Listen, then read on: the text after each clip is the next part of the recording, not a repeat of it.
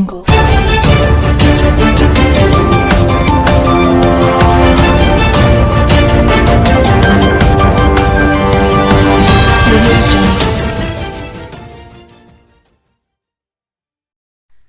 वालेकुम। Asia 41 news के साथ मैं हूं आपकी मेज़बान मुतलबा यूसुफ।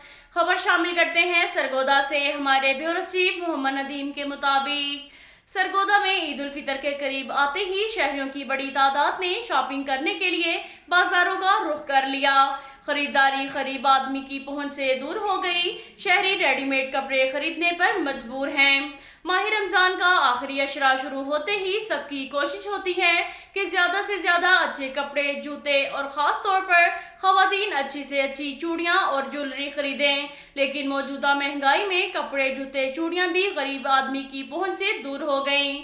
जबकि शहरियों का कहना है कि कपड़े बहुत महंगे हैं, इसलिए हम रेडीमेड कपड़ों की तरफ तवज्जो दे रहे हैं। क्योंकि शहरियों का कहना है कि कम से कम कपड़े 3000 का और चूड़ियों का जो सेट 200 का मिलता था, अब यही सेट 300 से 400 रुपए में मिल रहा है। शहरियों ने अरबाब इख्तियार से मुतालबा किया कि कम से कम ईद के मौका पर हमें रिलीफ दिया जाए, ताकि महंगाई के दौर में हम अपने बच्चों के लिए खरीदारी कर सकें।